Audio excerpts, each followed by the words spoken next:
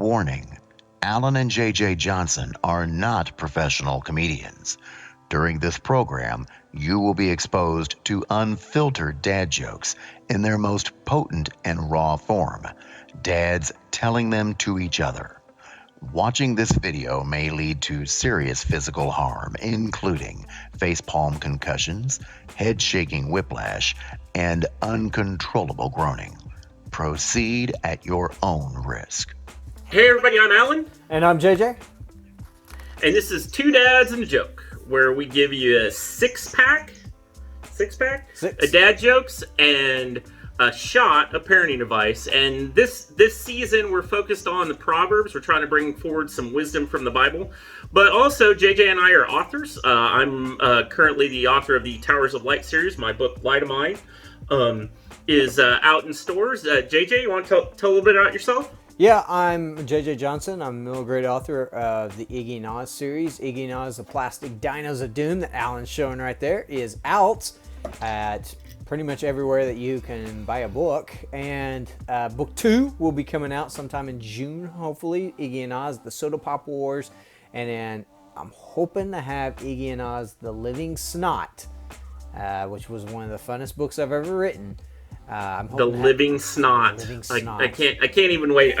I'm so excited. So hopefully that won't be out in October. So. Well, you know, when you think about that, though, if you found some living snot, you might need to see a psychologist. Right? I mean, most likely, yes. Yeah. So the big question is, if you want to see this living snot for real, how many psychologists does it take to change a light bulb? Oh gosh, you're gonna break me, man. I have no idea. Only one, but it has to really want to change. Come on. All right. So we're talking about Proverbs. You know, Proverbs, advice from a father to a son. And so, you know, when I was in high school, I went to prom. And my dad gave me a lot of good advice. You need to go here, you need to do this, you need to do this, you need to do this. So, you know, I went to get a tux, you know, after I asked this girl to prom, and it was a really long line to get this tux. And and then, you know, I got the tux, got it fitted, I went to the flower store. And, you know, another long line. And, you know, this is about the time where I started realizing sometimes I'm not a patient guy. And then after that, I went to rent a limo, and another long line. A limo? A limo, yes. Wow. Limo, flowers, tux. I was all decked out, man. But everywhere I went, it was a long, stinking line. So we get to the dance. All right, we're dancing. We're having a good time.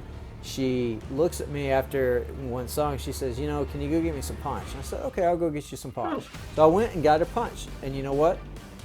There was no punchline.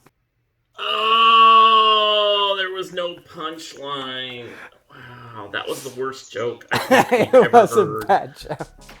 Sorry, man. I was struggling tonight with jokes. No. I didn't wait for it. I was waiting for a punchline, and it didn't. No, there was no punchline. Okay, maybe we should move on. Yeah, we should move on. So, folks, just so you know, if you go look at Two Dads and a Joke, you'll find us on Twitter, Instagram, Facebook. We're out there on social media. We'd love for you to follow us and kind of see what we're doing, because we are putting out stuff of that high quality. As high of quality as no punchline. That's right. Every day you'll find something new from Two Dads and a Joke. But we also like to find other people that are pretty funny, well, or maybe not as funny as we are, or whatever you would categorize us as. And there is another site out there on Facebook called Just Dad Jokes. And they had a great one. It's got the Hulk, and it says, I don't know why Marvel hasn't tried to put advertisements on the Hulk. He's essentially a giant banner. That's a good one. We need to give them props for that one. So that was well played. So come on, JJ, you got to crank it up a notch. What do you got this time? Well, you know, I used to sing in the shower.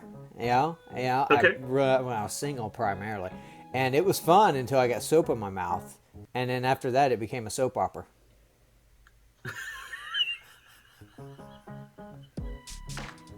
Okay, that was a good one. I like that one.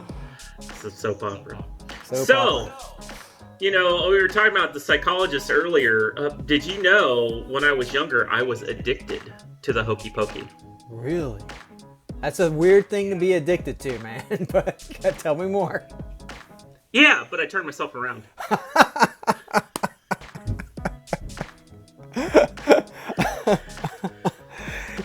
So speaking of turning things around, It sounds like you read some Proverbs, man. Yeah, hear my son, your father's instruction, and forsake not your mother's teaching. Right. I think that's a really important part of the Proverbs as we look through this. Is the proverb we talked about last week was really putting God in his place of ultimate authority, and now it's saying, hey, you should be listening to me and your mother. I mean, Yes. like, Dad's basically laying down, open up your ears. I'm sure there was probably one of these things where Dad, pointed to his eyes, pointed to the kid's eyes. Are you looking at me? Are you listening? Yes. This kind of thing. I mean, that's what he's writing down here is you should be listening to us. And I think it's important given all the social stuff going on these days. He was just as adamant that his son should be listening to him and his mother. Right? There's not a question here from sort of an authority perspective that his son should be listening to them as a source of truth for what was said before. So what are your thoughts there, JJ? Well, like it's going back to what you said, it's not just the father that's involved in the teaching, it's the mother as well. And I think that's a very important concept. And I think one of the things that we do is, I love how it says, do not forsake your mother's teaching and, listen to your father's instruction. They're not saying necessarily that they're not demanding obedience. Obedience is one of those things that you have to do as an individual. I think sometimes parents, too many times, I think, put it up on their shoulders and take on guilt if a child doesn't necessarily obey. And I always go back to the prodigal son. He went off and did his own thing, partied, everything, came back.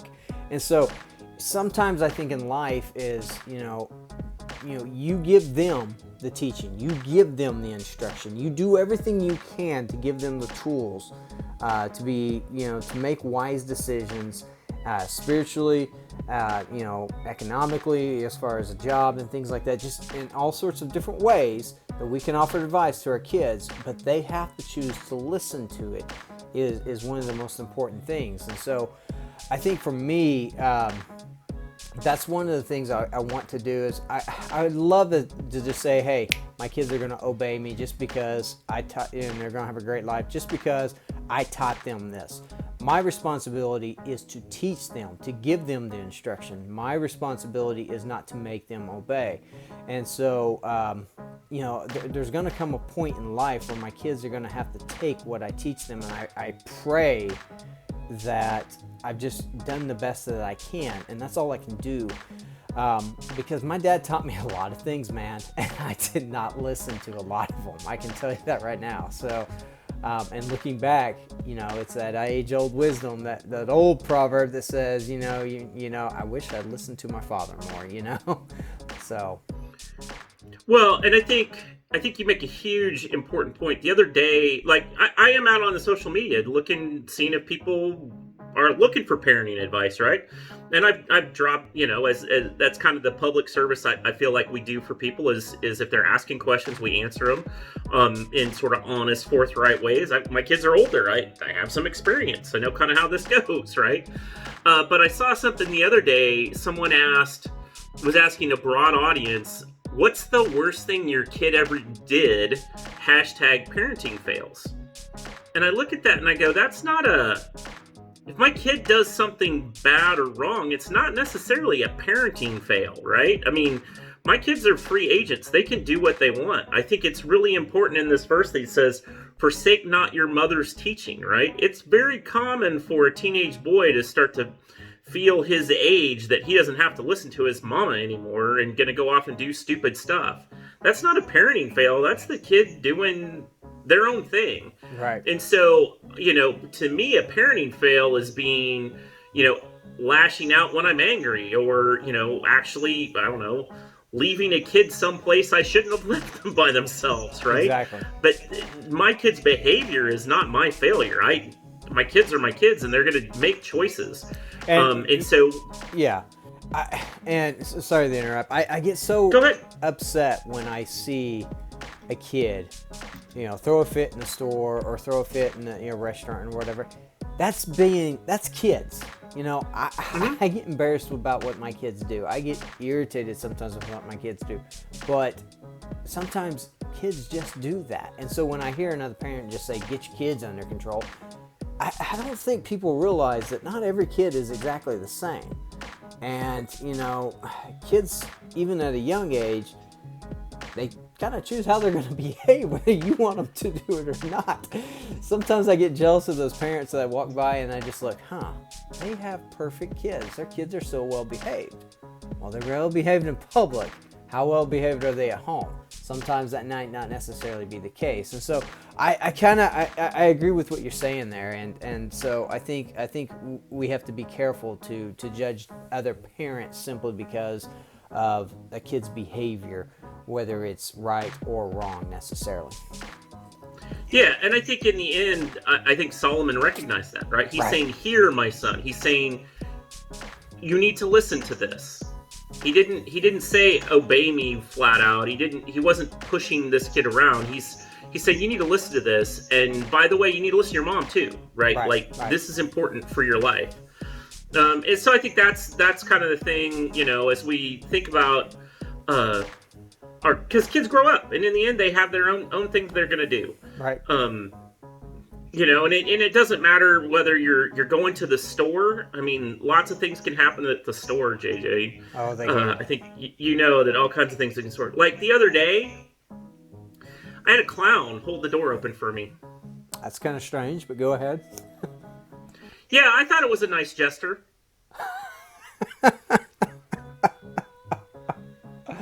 All right. So, hey, I was at the store the other day, and did you know there's a new type of broom out? Really? You hadn't heard of that? Yeah, I'm kind of surprised because it's sweeping across the nation. Nice, very nice. Well, this is Alan. I'm JJ. And we'll catch you all next time. See ya.